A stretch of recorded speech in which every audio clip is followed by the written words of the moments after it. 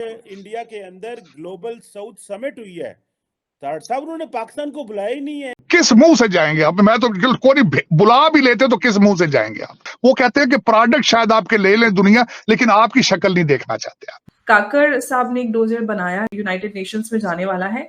भारत को लेकर समझता हूँ कि ये बाजार एक जोक लगती है और बहुत लोग इसे एक लाफिंग स्टॉक के तौर पे लेके इस पे हंस के मजाक उड़ा के कर देते हैं। Pakistan is a case of addiction.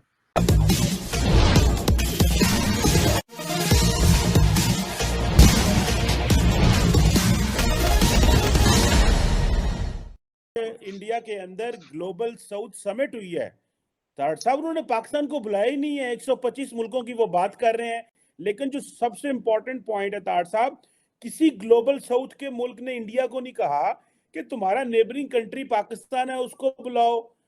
हमें कोई बुलाया ही नहीं उन्होंने, और वो ग्लोबल साउथ समिट कर रहे हैं। ये 7 बॉर्डर है, आप कहते हैं 100 किलोमीटर पे दिल्ली है, बॉर्डर है, उन्होंने सानू लेटर ही निकल ताड़ साहब, इसकी क्या वजह है? चीमा साहब, आपका किस मुंह से जाएंगे आप? मैं तो कोई बुला भी लेते तो किस मुंह से जाएंगे आप?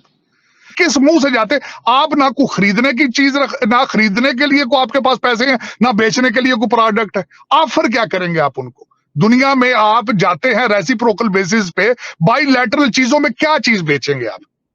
क्या करेंगे आप? को धोखा फराड को दहशतगर्दी की बेचोगे दूसरी उन्हें? How long you can do that?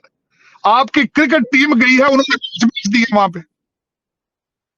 मेरा मकसद, आप क्या ख्याल, उनको नहीं पता होगा कि आपके अंदर क्या हो रहा है? आपकी दर हकीकत आपका सबसे बड़ा प्रॉब्लम ये है चीमा साहब, आपके लोग ये समझते हैं कि दूसरी सारी दुनिया रोटियां नाक में डाल रही है। ये प्रॉब्लम है। आप ये समझते हैं कि हमने पूरी दुनिया को बेवकूफ बनाया हुआ है, हालांकि पॉइंट दूसरी तरफ है। कभी देखें कि पाकिस्तानी पासपोर्ट की कितनी इज्जत है किसी एयरपोर्ट के ऊपर। आपको लोग देख के, कल मैंने शब्बर जैदी की एक मैं ब्लॉग सुना, वो कहते हैं कि प्रोडक्ट शायद आपके ले लें दुनिया, लेकिन आपकी शक्ल नहीं देखना चाहते आप लोग।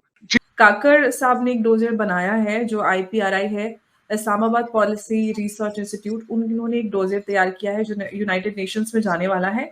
भारत को लेकर के, भारत में माइनॉरिटीज जिसमें मुसलमान, क्रिश्चियन और बाकी सब लोग हैं, हिंदुओं को छोड़कर, उनके प्लेसेस ऑफ जो वर्शिप है उनको अटैक किया जाता है, रिलीजियस उनको फ्रीडम नहीं है जी।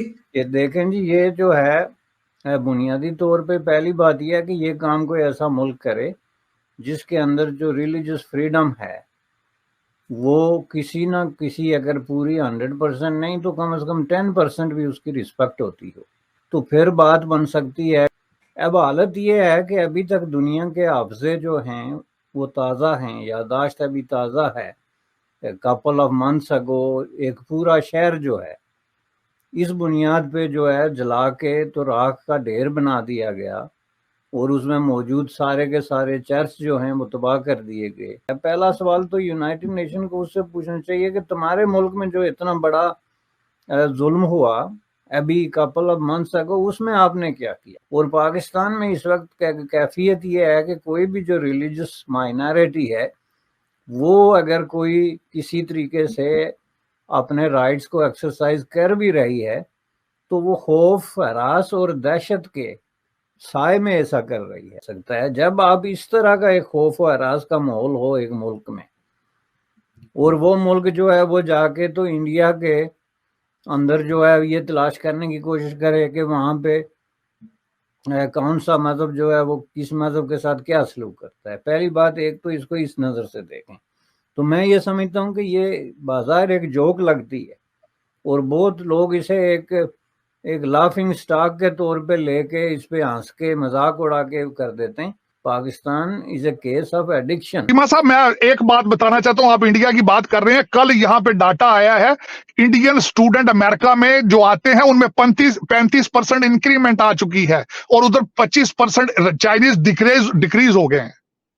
वो जो मोदी साहब यहां पे आके वादा कर गए थे कि इंटेलेक्चुअल टनल बनाएंगे, हमारी यूथ होगी, टेक्नोलॉजी इनकी होगी, पैसा भी इनका होगा, वो प्रैक्टिकली काम कर रही है।